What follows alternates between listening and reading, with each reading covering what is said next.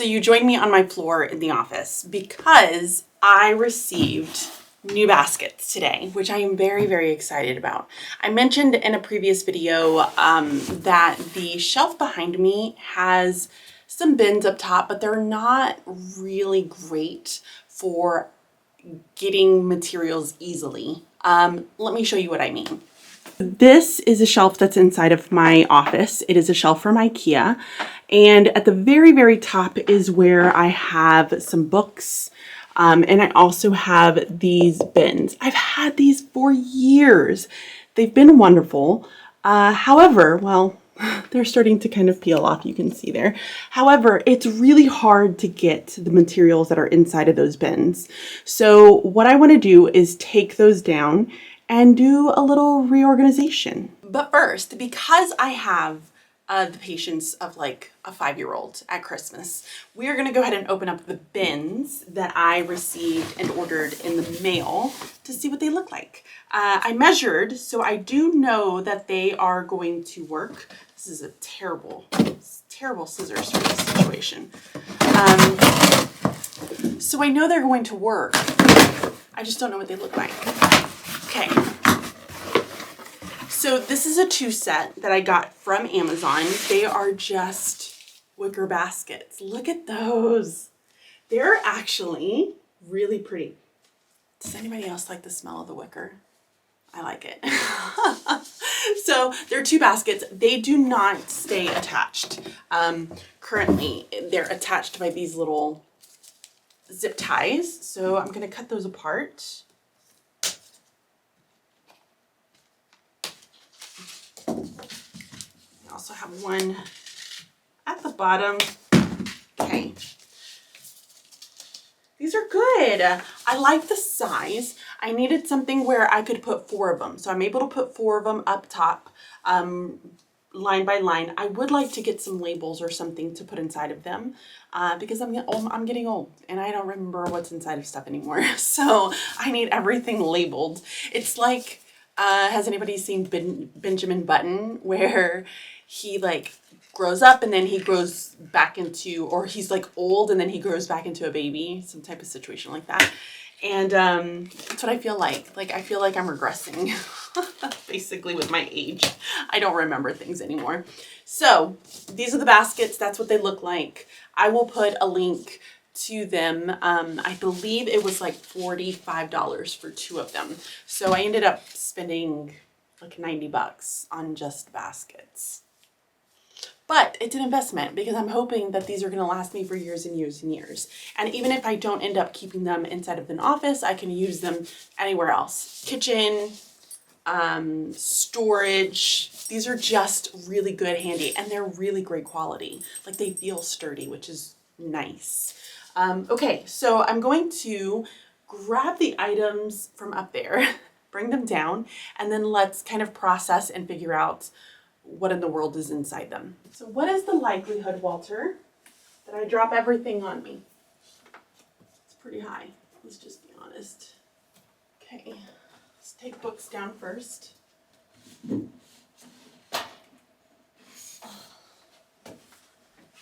So these are my books. I wrote this, Building a Literacy Block. I'm gonna leave a link. If you haven't read it, it's a great read. So check it out. Oh, pickles.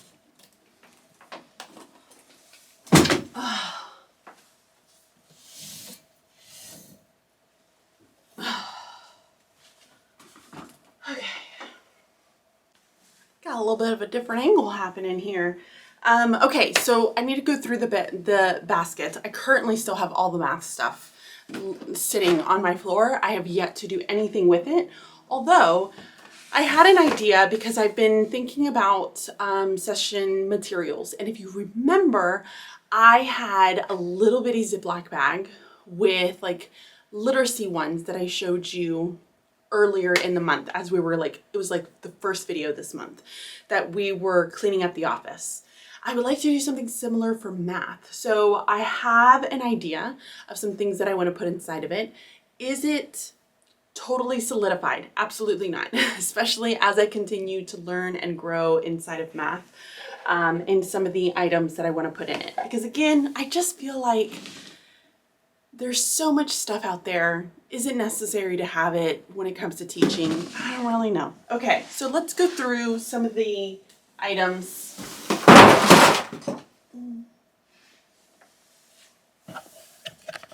Oops. So here are some of the items that I have in there. My bad. Okay, well, let's start with maybe not. Let's start with this one. I guess this is what we're going with. So this is going to have a lot of random things as far as what I've put in it over the years. Originally, when I got these bins, I had purchased them back when we lived in Alabama, and it had like homework materials inside of them. Some of them just contained like normal files. So it just kind of stayed in there or evolved over the years. So as you can see here, we have, these are important because I play bingo. So we have to find a spot to be able to put these. So it looks like we have some bingo markers, book of plants. This was when Blaine was collecting and looking for plants. This was another little book that he was working on, but this was quite some time ago. I also have index cards, scissors. Oh, my little cutie patootie. Who did this one? Blaney did that one. That one should be out and about somewhere. I typically try to keep these out, but I don't know how to make that little guy stand up. So we're just gonna lay him down right here. Okay. So this is a bunch of art stuff. So let's just kind of put that off to the side. Let's look and see what's in this one. There is no telling. So more markers, more art stuff. These I've used for a session when I've done 4-corner activities. So I've asked questions. So I'm gonna use these again. And I like to keep them somewhere organized. Although I have stuff downstairs, I have stuff here. It's just I need to figure out a much better organizational system here. So more pens. These are things that I've used as examples when I have done either sessions or I've done some virtual sessions with Bridging Literacy Community. So within the Bridging Literacy Community, I do trainings. And so I like to have materials that I've used in my classroom as a way to model. This is when I've done spoons. Again, more things that I could model with. I've used this as a way to like model things. Again, some of these things are just for like even taking pictures of various materials. You can see glasses and things like that here. Okay, all right, so a bunch of section materials. Let's look in the next one. This one looks to be the same thing. Again, more markers, holy moly. These are half composition notebooks where I show getting kids to do dictation writing. So I like to keep that for session materials. This is also something for a model. Yet another model. These are model activities. This is a pocket folder that we made into a way to hold high frequency words that Blaine was practicing when he was little. So I just have that as a model. Again, more models. There's my puzzles. Who saw the video where I was showing how to group students? I talk about book puzzles, and so these are my book puzzles. Found them. I can't believe that they were in there. So these are the ones that I've used inside of my classroom. So I have a group of 3 puzzles, and then I have a group of 4. These are for model. Yet again, another model. Lots of just modeling stuff. Okay, last bin. Let's go. Oh, we have pictures. Aw, this was back when I was in my internship. So I was interning inside of a 3rd grade classroom and they did like a little goodbye. Let's see if you can see some of that. Here are the pictures. Oh, that's me and my my intern teacher. She was my mentor teacher. She was so great. You can see I was crying. I'm a crier. What can I say? Oh, there's Annie. This was, I think, when we had at the school, they did like a family event. Oh my gosh, look at him. Little chunky cheeks. So those are some of the pictures. This is when I did a coffee house. So in the burgeoning literacy community, I have an entire like mini unit for the poetry coffee house, and I had done something very similar during my internship. So it says, "Welcome to the Bookworms Coffee House." So the kids, I kind of decorated to look like a coffee house. We had like Panera for parents, and they got to read the poem that they selected. So that was that. Oh, cute. Bunch of kids. Look at Ian. He's so cute. That was me trying to make ambiance. So, Ian. They were so sweet. Okay, those are some pictures. I got to figure out what to do with those. And then we have more index cards. Holy moly, I don't need index cards, apparently. Let's see. We also have some envelopes, which are always great to have. And then I have some things that I guess these are from when the boys were in school. So we have number cards, which we did not, but it has a game comparing numbers. It has some little books here. These were one of the books that I had for him. And you can see here's some of Ian's like writing from 2014. Oh my gosh. Oh my gosh. Guys, the memories. I have an entire area where I have all the boys' stuff. So I need to put this in with those materials. So that's super sweet. And then I have, oh my gosh, look at Blaine Blaine. He was like an old man. He had no hair. Oh my gosh, he's so cute. Both my babies are so cute. So we have pictures, apparently, that I need to do something with. Oh, Ian is still, oh. Okay, and then a plain notebook. There's nothing else inside of that. That might actually be nice to just kind of keep for other things. Okay, so now I've absolutely made a mess of the office. So I need to decide and place these into piles of what they are, and then figure out what I'm going to do from here. So here is where I'm currently at. I have made lots and lots of little piles, and I've also placed them in kind of a category. So we have like art stuff, we have like office items, and then we have session materials that I can use for pretty much any session that I'm doing, which is more like an engagement strategy, if you can think of it that way. So, and then all the math stuff is still there. So now I need to decide, what do I want to keep here inside of those baskets, and then what do I want to get rid of? So I took some time off camera to figure out what do I want to put inside of the bins. So I have 4 different bins. And when I was looking at the items that I had, I tried to put them into 4 different categories. So one of them is going to just be like general office items that I might need. I don't keep all of this stuff inside of my desk because, let's just be honest, I don't use it on a day-to-day basis. So these are going to be the things like the envelopes, the note cards, like thank you cards, the index cards, my very important bingo stamps, because I need those. I have markers for when I need markers. I have some Post-it notes and some extra paper clips. Walter, babe, really? All the stuff there, baby. You're like, I can't walk anywhere. So that's one of the bins. The second one is going to house math items that I want to be able to access for either modeling purposes or videos or pictures, whatever it might be, because I try really hard that when I'm doing sessions, I want them to be visual, and so I like to take pictures of the concepts and being able to put them on. I know that I could also utilize them as, I could just do like a virtual, there are like virtual manipulatives out there, so I could just do that. However, I'm going to keep them here because I'm a bit of a hoarder. And so it just makes me feel better.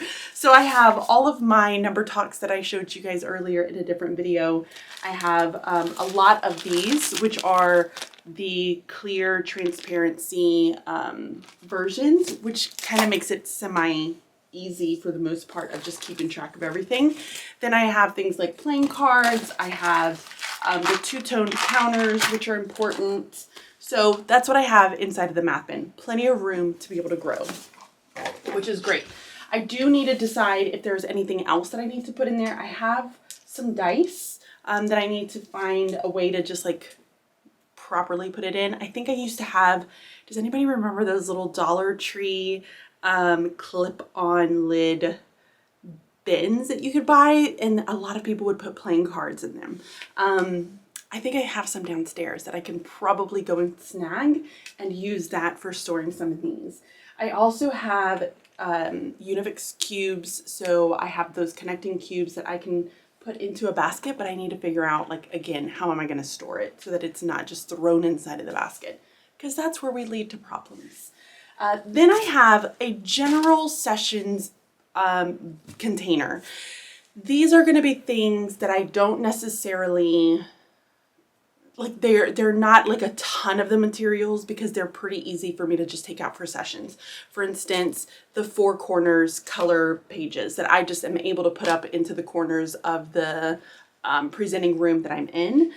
Things like the hexagons that I have, the bandana, the spoons, the book puzzles, like all of those are items that I could use for potentially any presentation. I also like using them for pictures, so they're nice to just be able to have on hand. So this is like a general basket.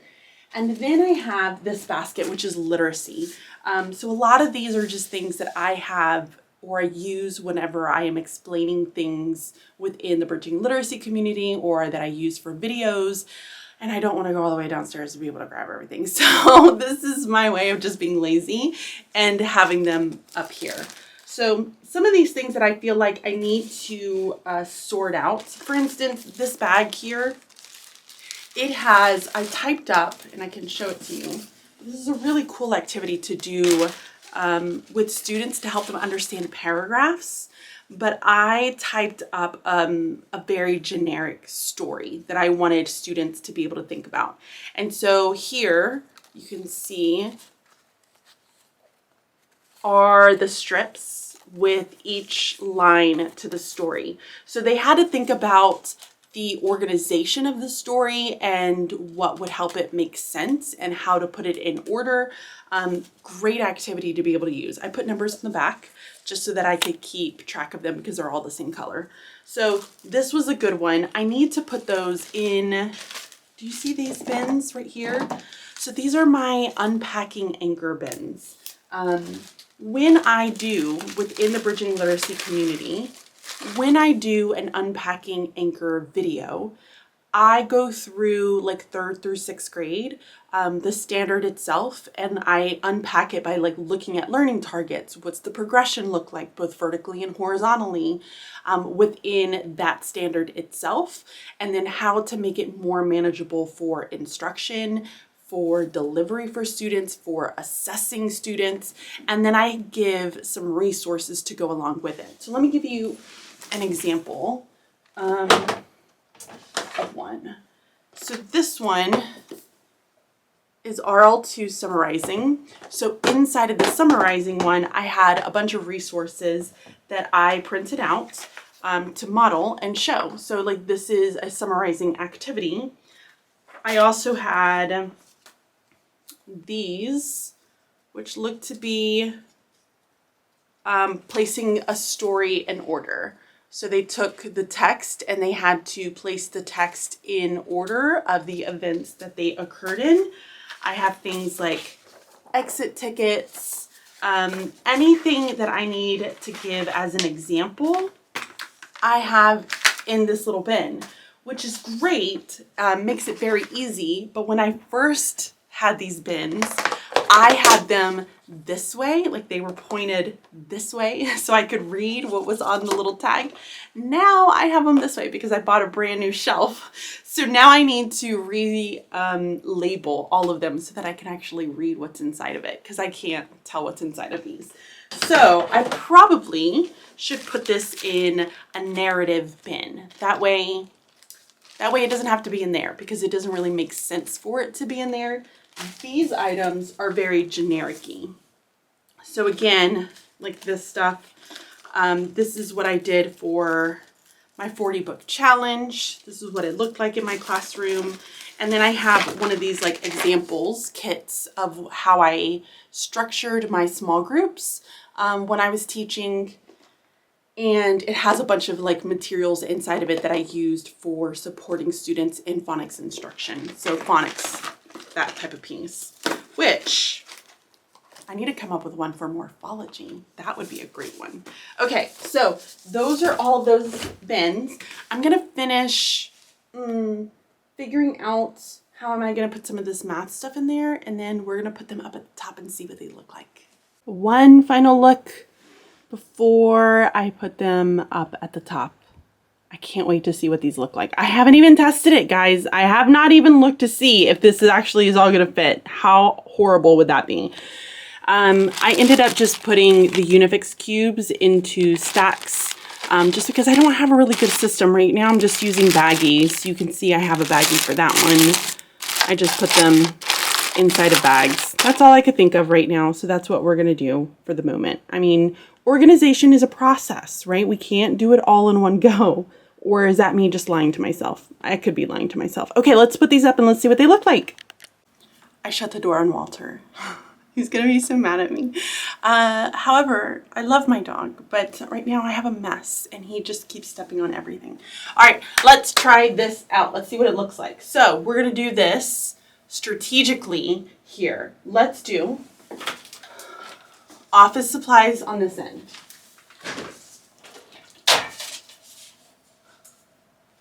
Cute, cute. Okay, then we're gonna do general presentation items. Oh my gosh, look how good that's looking. I love it. Okay, then we're gonna do literacy.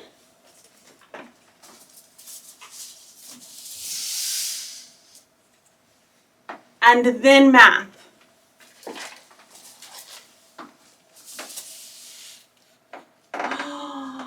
Look how cute those are. Ah, I love them. They look so good. Okay, let me show you. Those look so good. So now here's the shelf. Here's like a back view. Hopefully Trent can show you what it looked like before over here. I don't know, maybe do a little picture in picture at the same time, showing you what that looks like.